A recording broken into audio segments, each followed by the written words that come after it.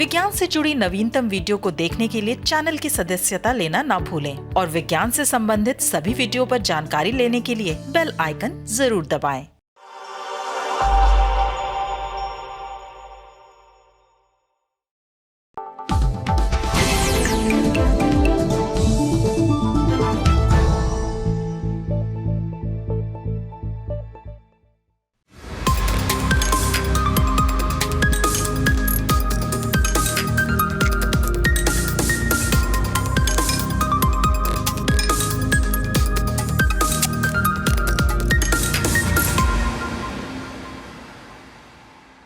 नमस्कार, साइटेक के एक नए अंक के साथ मैं शहनाज रजा एक बार फिर से हाजिर हूं। आज के अंक में बात करेंगे कोशिकाओं के रोचक व्यवहार और दांतों की जीपीएस कनेक्शन की। तो देर किस बात की, चलिए शुरू करते हैं आज का साइटेक। हमारे ही तरह हमारे शरीर में मौजूद कोशिकाएं भी अपना फैसला वोटिंग के जरिए लेती हैं, लेकिन वोट किसे डालना है, इसका फैसला भी वो कैसे लेती हैं, ये पता करने के लिए वैज्ञानिकों ने अध्ययन किया कि ब्लड वेसल्स के विकास के लिए, सामूहिक और बेहतर निर्णय के लिए कोशिकाएं किस तरह से जानकारी मांगती हैं। आइए विस्तार से जानते हैं।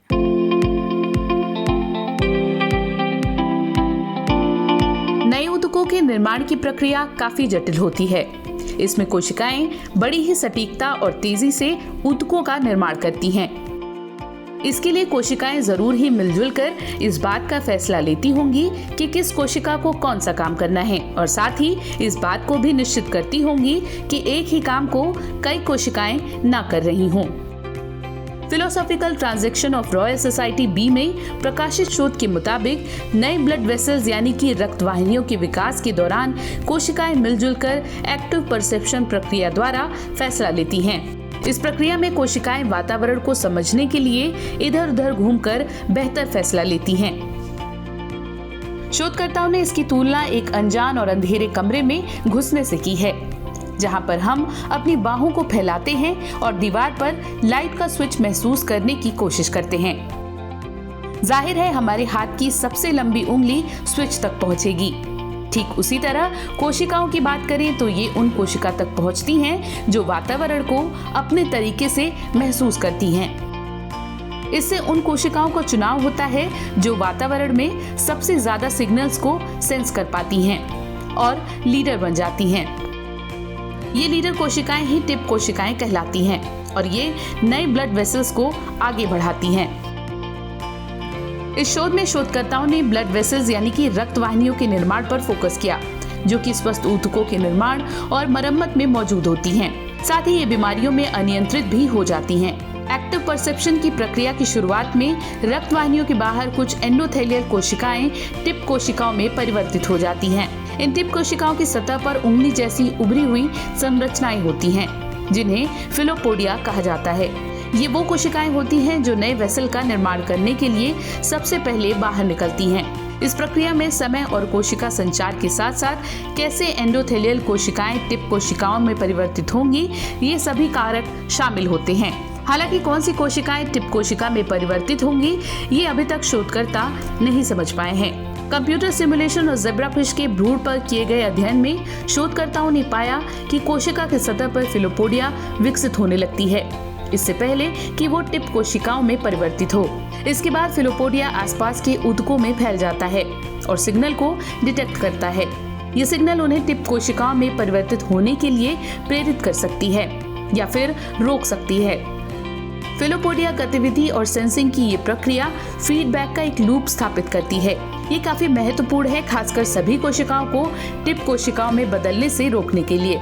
इस तरह आस पड़ोस की कोशिकाएं एक दूसरे को सिग्नल्स भेजती हैं, जिससे हर दूसरी कोशिका माहिर हो जाती है। शोधकर्ताओं ने फिलोपोडिया को अपने कंप्यूटर मॉडल और ज़ेब्रा फिश के भ्रूण दोनों में ही परखा। उन्होंने देखा कि कुछ टिप कोशिकाएं ही चुनी गई और ये चुनाव काफी धीमा था। ये धीमा चुनाव वेसल्स के अनियमित नेटवर्क को जन्म दे सकता है, जो कि रक्त प्रवाह को प्रभावित कर सकती है। बदले में ये कैंसर जैसी बीमारी में परिवर्तित हो सकता है। ऐसे में वेसल्स की इस अनियमितता को कैसे रोका जाए, इसको समझकर नई थेरेपीज का इजाद किया जा सकता है, जिससे कि रक्त वाहिनियों के घनत्व को नियमित किया जा सकता है। साथ ही इसका उपयोग कृत्रिम अंगों और ऊतकों के निर्माण में भी किया जा सकता है, क्योंकि इनमें भी घने ब्लड वेसल्स नेटवर्क की जरूरत होती है। विज्ञान की पैनी और पारखी नजर का कमाल है सुख सुविधाओं से भरपूर हमारी आज की दुनिया, लेकिन विज्ञान की नजर जासूसी भी है। तभी तो वैज्ञानिकों ने पशुओं के दांतों से ये पता कर लिया कि वो अपने जीवन काल में कहां गए और क्या कुछ खाया। कैसे, आइए जानते हैं।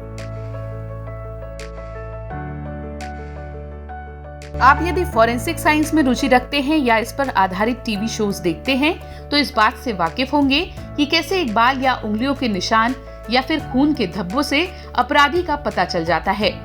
वैसे ही वैज्ञानिकों के एक हालिया शोध में पाया गया है कि जानवरों के दांतों से ये पता किया जा सकता है कि वो अपने जीवन काल में कहां-कहां गए और क्या-क्या खाया। ये शोध हाल ही में नेचर जर्नल के साइंटिफिक रिपोर्ट्स में प्रकाशित हो चुका है।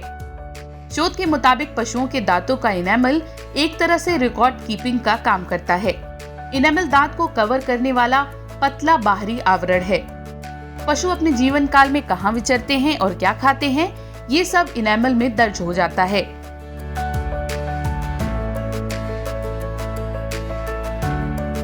शोधकर्ताओं के मुताबिक किसी भी जगह का भूगोल निर्धारित करता है कि स्थिर आइसोटोप्स स्ट्रोंटियम 87 और स्ट्रोंटियम 86 की कितनी मात्रा उस स्थान के पौधों में बचती है।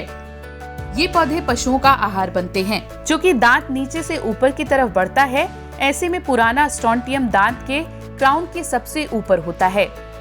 दांत जैसे जैसे बढ़ता है, बढ़ती हुई परतें स्थानीय खनिजों के अनुपात को ग्रहण करती हैं।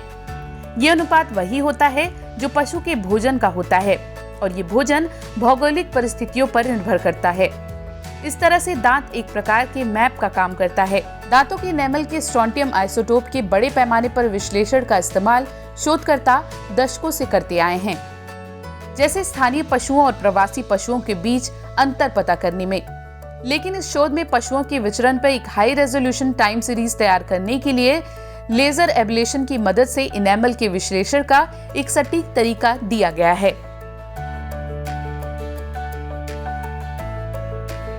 शोधकर्ता एजाजो और उनकी टीम ने अपने शोध क्षेत्र का एक आइसोस्कैप बनाया। आइसोस्कैप यानी कि ऐसा मैप जो उस क्षेत्र में स्ट्रोंटियम 87 से स्ट्रोंटियम 86 तक का वितरण दिखाता है। इसके लिए उन्होंने सुदूर पश्चिमी मंगोलिया के अल्ताई पहाड़ श्रृंखलाओं के पूर्वी किनारों के 150 से ज्यादा स्थानों के पौधों के पत्तों, तनों, बीजों और फलों में पाए गए आइसोटोप्स का विश्लेषण किया।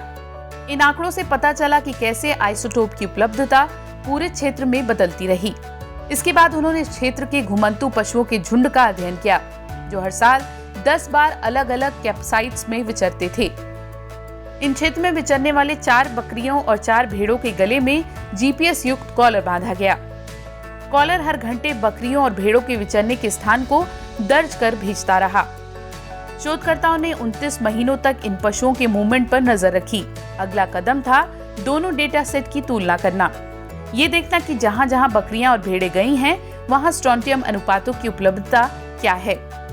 इससे उन्हें पता चला कि पशुओं के दांतों के इनेमल में स्ट्रोंटियम का क्या अनुपात हो सकता है।